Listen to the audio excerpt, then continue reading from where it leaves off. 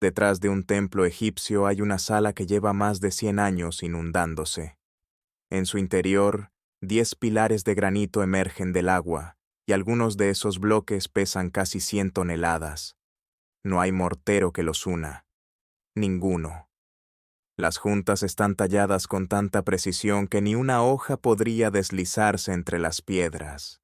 Los accesos miden más de 3,5 metros de altura, demasiado elevados para cualquier persona que haya vivido allí.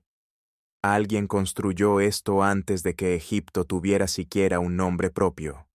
Y quienquiera que fuera, nada en esa sala confirma que fueran seres humanos.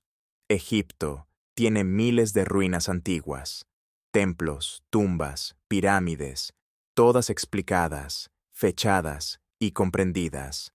Pero escondida detrás de uno de los templos más importantes del país, hay una sala que rompe todas las reglas conocidas.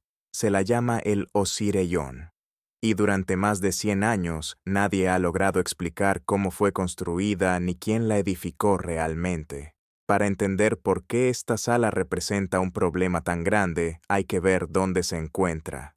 Abidos está situada en la orilla occidental del Nilo, en el sur de Egipto, aproximadamente a 300 kilómetros al sur de El Cairo.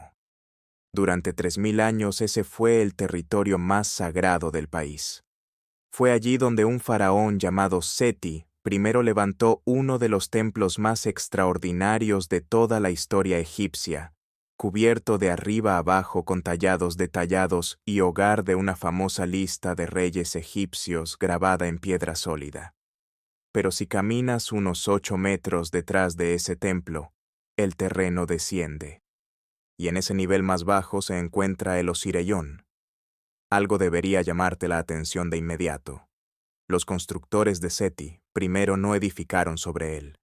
Construyeron a su alrededor.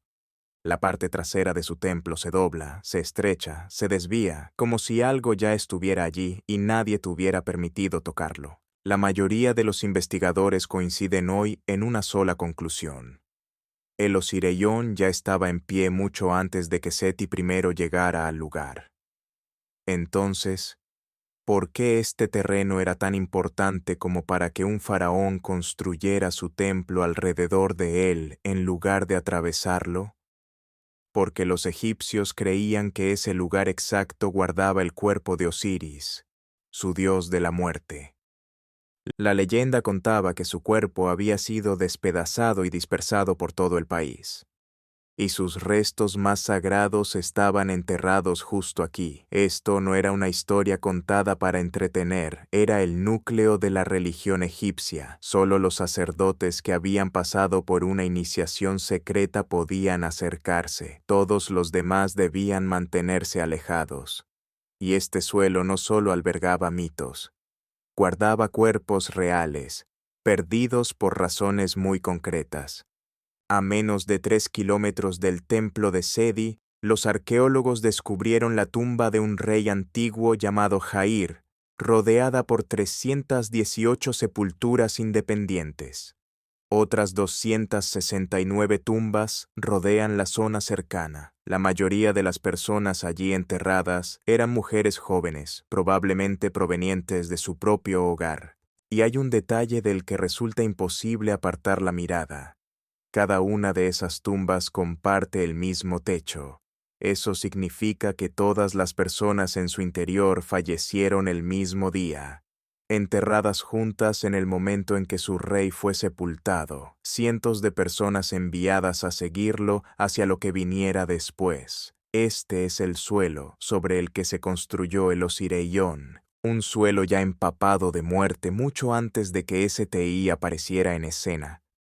Y en 1902, cuando los arqueólogos finalmente excavaron en el terreno inferior detrás de su templo, lo que encontraron no solo parecía antiguo, parecía fuera de lugar.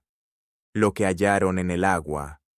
En 1902, un equipo de arqueólogos comenzó a excavar detrás del templo de Sadi. La excavación estuvo dirigida por Edward Navel, trabajando para el Fondo de Exploración de Egipto. Junto a él estaba Margaret Murray, una investigadora meticulosa y rigurosa que trabajaba bajo la dirección del célebre arqueólogo Flinders Petrie. Ninguno de ellos tenía la menor idea de lo que estaban a punto de descubrir. La entrada era un pasaje de piedra que se extendía 69 metros directamente hacia las profundidades de la tierra. Los alejó de los muros del templo de Seti, tan brillantes y coloridos, para sumergirlos en una oscuridad absoluta. Conforme avanzaban hacia abajo, el agua comenzaba a cubrir el suelo bajo sus pies. Para cuando llegaron al fondo, ya no caminaban. Esperaban. Aquello no era una excavación ordinaria. Era un avance lento y trabajoso entre aguas que subían, hacia una cámara que había permanecido sellada y olvidada durante miles de años. Y entonces sus antorchas lo iluminaron. 10 enormes pilares tallados en granito rojo macizo emergían del agua en 2 filas paralelas, sosteniendo sobre ellos enormes bloques de piedra. Algunos de esos bloques pesaban cerca de 100 toneladas. Eso equivale aproximadamente al peso de 15 elefantes adultos completamente desarrollados, sostenidos únicamente por piedra equilibrada sobre piedra. Para tener una referencia, los bloques más grandes del interior de la cámara más famosa de la Gran Pirámide pesan entre 50 y 80 toneladas. Lo que Naville y Murray contemplaban era más pesado que cualquier cosa jamás hallada dentro de la estructura más legendaria de Egipto. Pero el peso no era ni siquiera la parte más desconcertante. Esos bloques estaban encajados entre sí sin ningún tipo de mortero, sin pegamento, sin relleno, sin absolutamente nada que los uniera salvo la forma en que habían sido tallados. Y habían sido tallados con tal precisión que ni una hoja de cuchillo podría haberse deslizado entre ellos, ni en las esquinas, ni siquiera después de miles de años bajo el agua. Las superficies eran lisas y pulidas, claramente trabajadas con verdadera destreza y dedicación, sin ningún tipo de prisa. No era una estructura levantada de manera apresurada. Había sido construida por alguien que quería que perdurase mucho después de su propia desaparición. Y aquí está la razón por la que ese detalle importaba tanto a Naville y Murray en ese preciso instante. Nada de lo que tenían ante sus ojos coincidía con el aspecto que debería tener una construcción de la 19ª dinastía.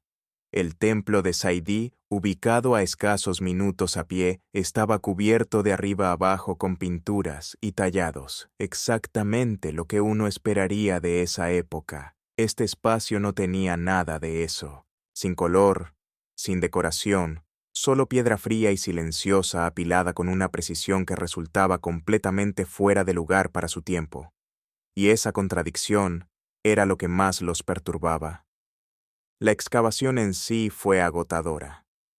El agua subterránea seguía acumulándose alrededor de sus botas en todo momento, a veces con mayor rapidez de la que podían controlar.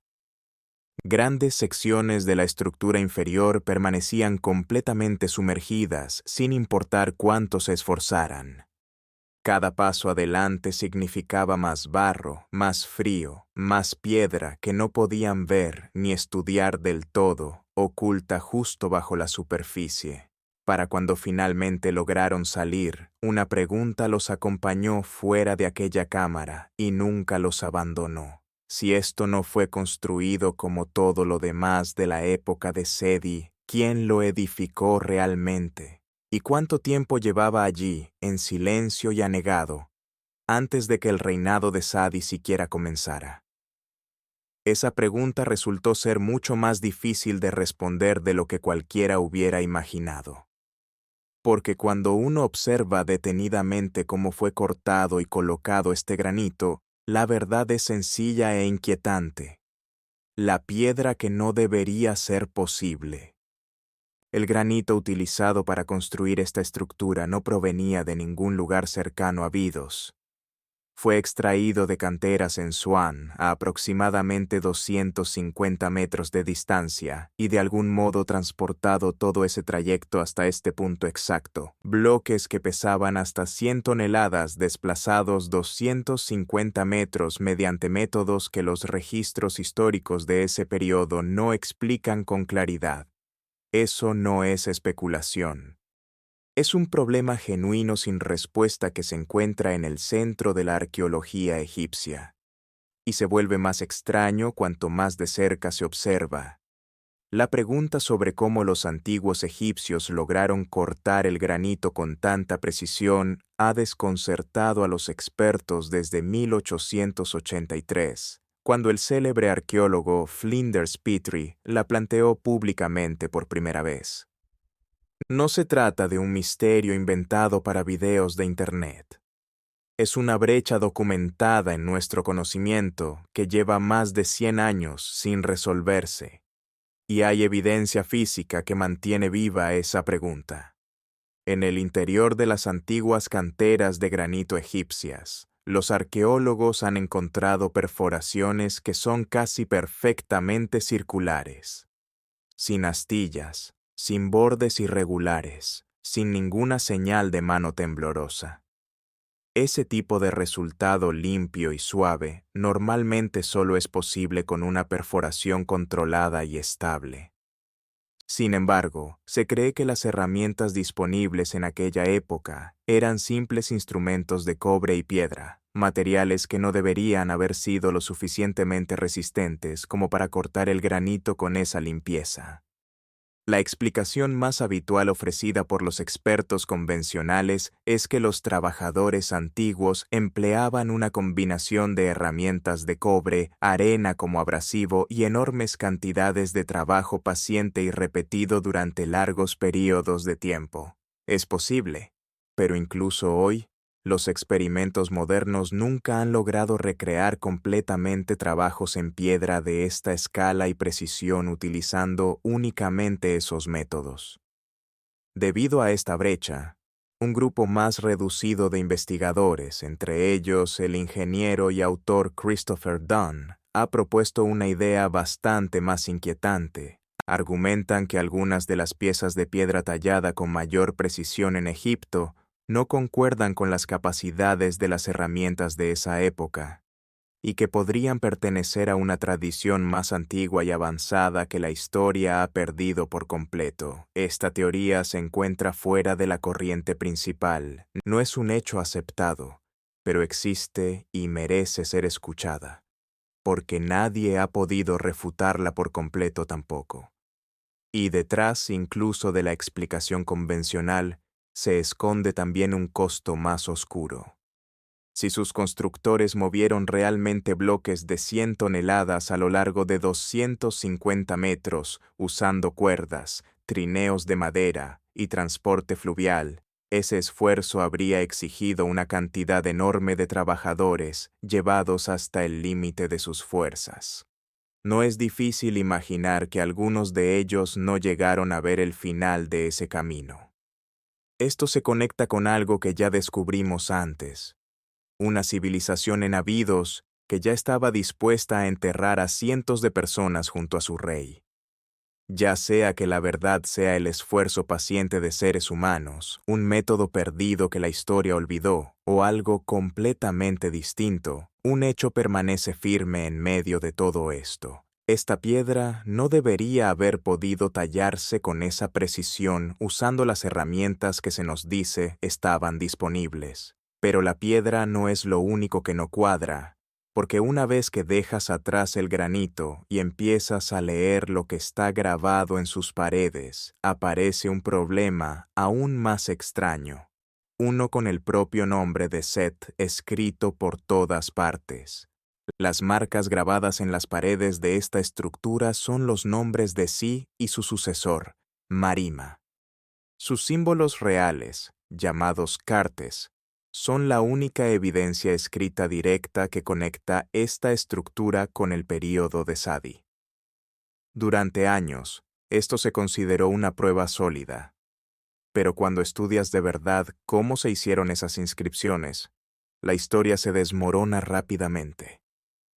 El problema es este. En el antiguo Egipto, cuando un rey construía algo, las inscripciones se planificaban desde el principio como parte del diseño. Las paredes se preparaban y alisaban cuidadosamente para recibir escritura detallada. Cada templo en todo Egipto seguía ese mismo patrón. Sin embargo, los grabados de aquí son distintos. Fueron tallados sobre superficies que nunca fueron preparadas para recibirlos, sin planificación, sin diseño pensado en torno al texto.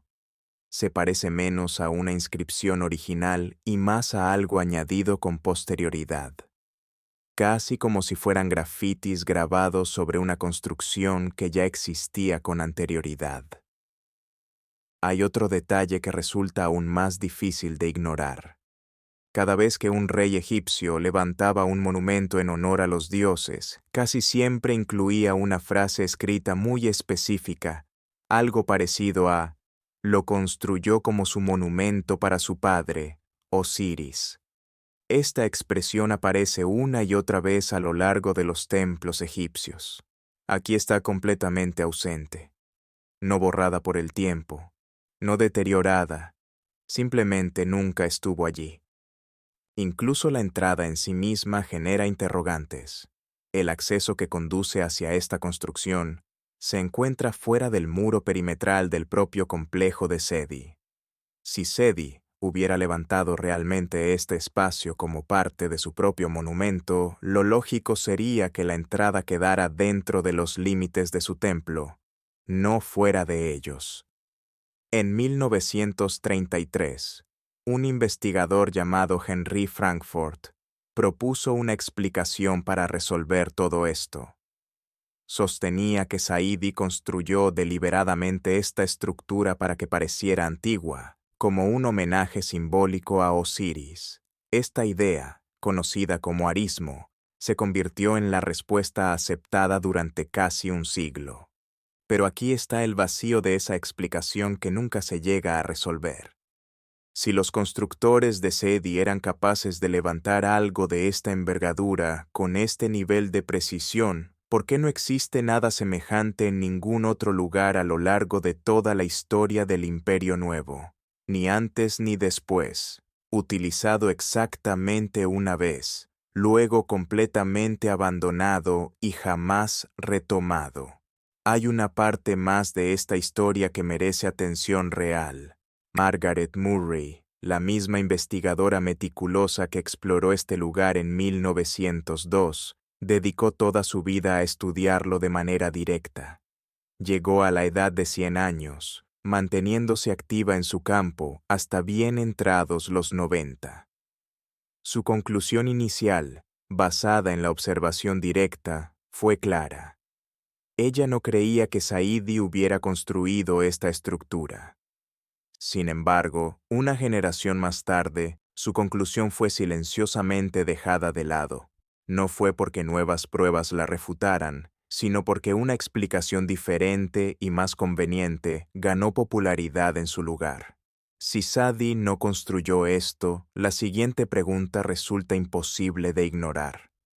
¿Quién lo hizo entonces? Y la respuesta más cercana no se encuentra en ningún lugar próximo a Abidos. Está ubicada a más de 300 metros al norte, en Giza, dentro de una estructura que la egiptología tiene igual de difícil de explicar, el gemelo de Giza. En Giza, junto a la Gran Esfinge, se encuentra una construcción conocida como el Templo del Valle. Supuestamente fue edificado para un rey llamado Cafra, más de 1200 años antes de que Seti gobernara Egipto. Y sin embargo, cuando se coloca junto a la estructura detrás del templo de Seti, las semejanzas resultan imposibles de pasar por alto. Ambas están construidas con enormes bloques de piedra. Ambas encajan perfectamente sin una sola gota de mortero. Ambas comparten ese mismo estilo desnudo y sin decoración, completamente distinto de la arquitectura profusamente ornamentada típica de sus supuestos períodos históricos. Dos estructuras separadas por más de 1000 años y cientos de kilómetros, levantadas con métodos casi idénticos. Y ahí no termina todo. Los muros de piedra que rodean a la gran esfinge comparten ese mismo estilo constructivo. Ya no se trata de dos estructuras similares. Son tres, distribuidas en distintos lugares y distintos siglos, todas mostrando indicios de la misma tradición constructiva sin explicación. En 1992, un geólogo llamado Robert Shaw presentó sus hallazgos ante la Sociedad Geológica de América, sacudiendo los cimientos de la historia egipcia aceptada. Señaló patrones profundos de erosión vertical grabados en los muros que rodean a la esfinge, patrones que coinciden estrechamente con los daños provocados por lluvias intensas durante un periodo muy prolongado.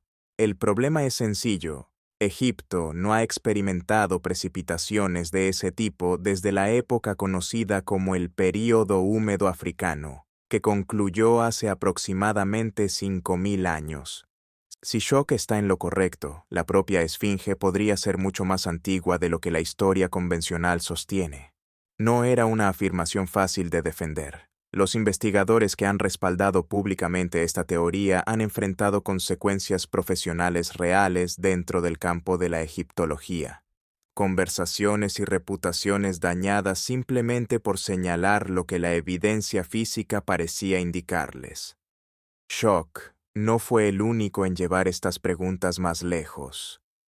El ingeniero Robert Bauval se concentró en cómo los monumentos del antiguo Egipto podrían alinearse con determinados patrones estelares en el cielo. El autor Graham Hancock llevó más tarde estas teorías a millones de lectores en todo el mundo, argumentando que todas estas estructuras podrían pertenecer a una tradición común más antigua, una que la historia convencional nunca ha aceptado del todo. Siendo justos, la egiptología oficial ha respondido con fuerza a estas ideas. Pero aquí está el problema honesto que subyace a esa respuesta. La teoría original que explica la estructura de Seti, la propuesta por Frankfurt allá por 1933, ha sido repetida durante casi un siglo. Nunca ha sido reexaminada verdaderamente con herramientas modernas ni con evidencia actualizada. Simplemente ha sido aceptada y transmitida sin cuestionamiento alguno. Si se une todo esto, comienza a formarse un patrón claro. Tres estructuras distintas, en ubicaciones diferentes, supuestamente construidas con más de 1000 años de separación entre sí, y sin embargo edificadas con la misma técnica avanzada y poco común que no aparece en ningún otro lugar de la historia egipcia. Eso no es coincidencia. Esa es la huella de algo compartido, algo más antiguo, algo que las generaciones posteriores heredaron sin comprenderlo del todo, y que con el tiempo se perdió por completo. Ese patrón compartido plantea una última pregunta inquietante. Porque si uno entra a estas cámaras y las mide comparándolas con el cuerpo humano promedio, no solo parecen antiguas. No parecen haber sido construidas para nosotros en absoluto. Esta estructura parece haber sido concebida para algo completamente distinto. Las alturas de los vanos interiores superan los 12 pies. Ese número puede no parecer impresionante por sí solo, pero colócalo junto a una puerta ordinaria y la diferencia resulta imposible de ignorar. La mayoría de los accesos que encontramos en los templos egipcios de esa época fueron construidos claramente para adaptarse al cuerpo humano promedio. Este, en cambio, se eleva muy por encima de eso, más del doble de lo que cualquier persona necesita realmente para pasar sin dificultad. Y esto no ocurre solo en un acceso aislado. Los corredores que recorren toda la estructura son más anchos de lo que el tránsito habitual requeriría. Los techos se alzan a una altura muy superior a cualquier necesidad práctica. Las columnas se extienden hacia arriba a una escala que no tiene comparación con ninguna otra construcción del Egipto de ese período. Ahora bien, hay una pregunta razonable que conviene plantearse. Los templos egipcios solían construirse a una escala grandiosamente simbólica de manera intencional, pensada para representar el poder y la gloria de los dioses, más que para la comodidad humana. Eso es cierto y merece decirse con claridad, pero aquí es precisamente donde esa explicación comienza a resquebrajarse.